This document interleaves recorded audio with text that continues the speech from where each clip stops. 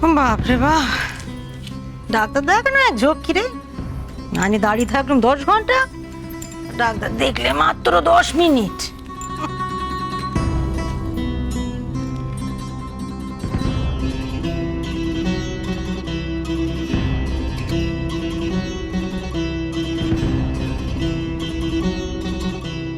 মেজ বৌমাটা ফিরেছে?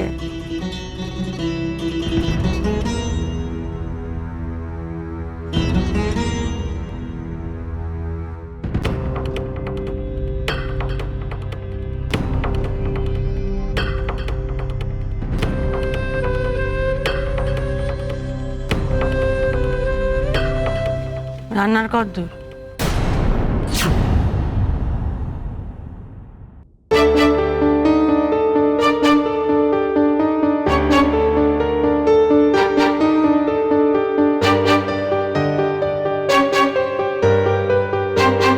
কি হলো কি?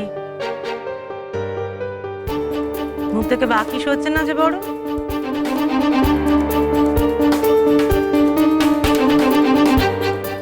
রান্না হয়ে গেছে তো?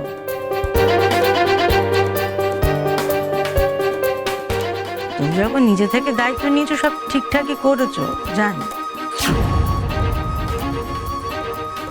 ও শুধিয়ে নিচ্ছি। বড় নিষ্ঠার কাজ তো, একটু গোলমাল হয়ে গেলেই কিন্তু বিপদ। সংসারে যা হাল, আমি বিপদ আর বাড়াতে চাই না।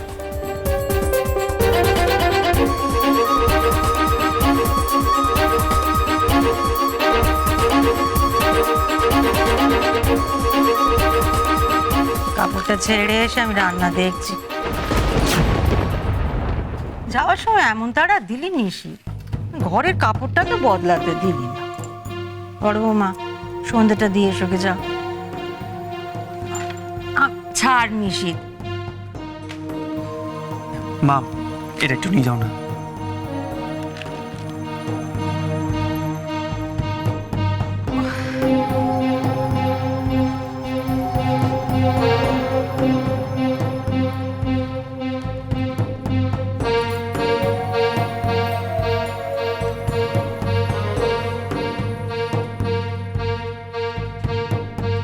উষসীর মুখটা এমন থমথমে লাগছিল কেন? তাহলে কি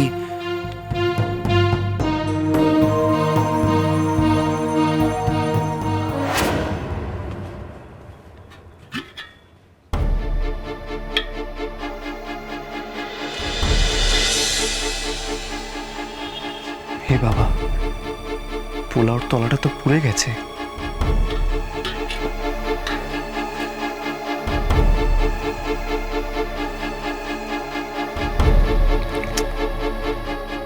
বড়াগুলো সব ভেঙে গেছে।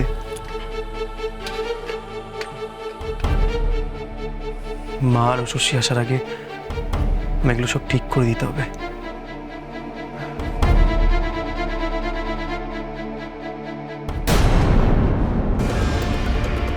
আমার তো শরীরের এই হাল। আমি বড় বৌমাকে এই বাড়ির যোগ্যী বড় বউ হিসেবে দেখতে চাই। আমি দেখতে চাই সেই সমস্ত দায়িত্ব নিজের হাতে তুলে নি। আমার এই চাওয়াতে তুই আমার পাশে থাকবি তো নিশি? তুই তোর মায়ের মাথার হাত দিয়ে দিব্যি কর, তুই বড় বৌমাকে সংসারের কোনো কাজে সাহায্য করবি না। তুমি যা চাও তাই হবে মা। আমি উষসীকে সংসারের কোনো কাজে সাহায্য করব না।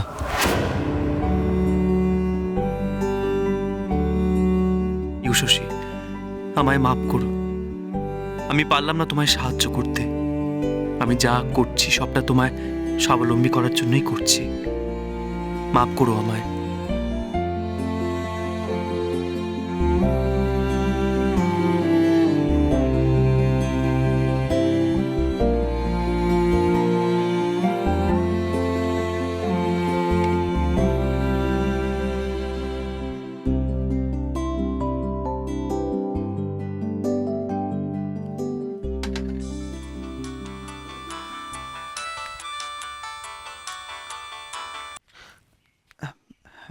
হ্যালো,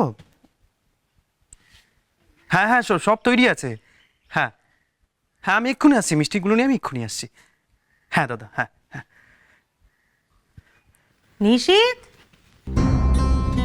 তুই এখন এখানে দাঁড়িয়ে? তুই যে রাস্তায় বললি কোথায় মিষ্টি দিতে যেতে হবে। হ্যাঁ মা, আমি এক্ষুনি যাচ্ছি।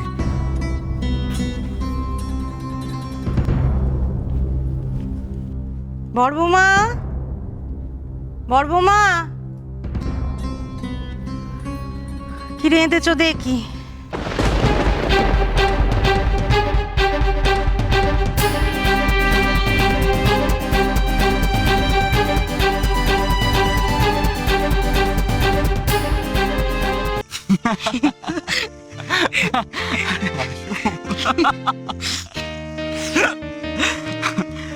সত্যি মানে এই কদিন তোমার সঙ্গে দেখা হয়নি, মানে মনে হচ্ছে যেন কত বছর আমি তোমাকে দেখি। আমারও কি ভালো লাগছিল বলো? সত্যি আজ যদি দেখা না হতো না, মানে আমি জাস্ট থাকতে পারতাম না। আর বলো না, এই কদিন বাড়িতে যা হলো, বাড়ি থেকে বেরোতেই পাচ্ছিলাম না। বাড়িটা পুরো নরক হয়ে গেছে। সুমা, এরকম ভাবে বলো না প্লিজ। সত্যি বলছি, আমি আর পারছি না। রোজ বাড়িতে একটা না একটা ড্রামা লেগেই রয়েছে। তুমি আমাকে কবে উদ্ধার করে নিয়ে যাবে সিট? এই তো, আর মাত্র কিছুদিন, পরীক্ষাটা দিয়ে নাও। পরীক্ষাতে কি আসে যায়? পরীক্ষার রেজাল্ট যাই হোক না কেন, তাতে কি ভালোবাসা কমে যাবে?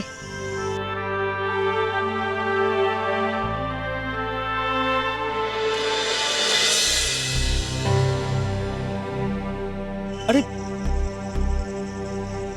দাঁড়াও না।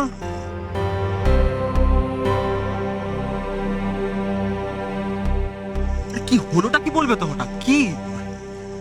না না, ঠিক মেজদার একটা বন্ধুর মতো দেখতে, তাই ভয় পেয়ে গেছিলাম। আরে তোমার সঙ্গে যে বেরিয়েছি সেটা তো বাড়ির কেউ জানে না। দেখলে না একবারে কেস খেয়ে যাব, আর মা জানলে তো একেবারে শেষই করে ফেলবে। মা বারবার বারণ করে দিয়েছে বিয়ের আগে তোমার সঙ্গে যেন না ঘুরি।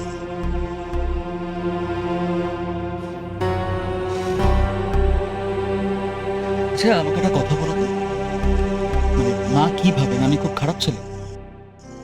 আরে না না, এতে তোমার কোনো দোষ নেই। এই সব কিছুর জন্য তো ডাইনাই দায়ী। কি সুন্দর তুমি আর আমি মেলামেশা করছিলাম, সব ওর জন্য বন্ধ হয়ে গেল। এই যে এমন একটা কাণ্ড করলো, যার ফল আমাকে ভুগতে হচ্ছে। আর ওর মতো কয়েকটা মেয়ের জন্য না লোকে আমাদের জেনারেশনের মেয়েদের খারাপ ভাবে। দেখো, আশীর্বাদ হয়ে যাবার পর প্রেম করার কি সুন্দর ছাড়পত্র পেয়েছিলাম, কিন্তু এই ডায়নার জন্য আমাদের লুকিয়ে লুকিয়ে দেখা করতে হচ্ছে। ভালো তো, তবে জানো তো এই লুকিয়ে প্রেম করার কিন্তু একটা আলাদা মজা আছে। ঝামেলাও আছে। হ্যাঁ সে তো। এই আমার মাথায় একটা আইডিয়া এসেছে, এক জায়গায় যাবে, সেখানে অনেক ভিড় হয়, আলাদা করে আমরা কারো চোখেও পড়বো না। যাবে? কোথায়? রথের মেলা।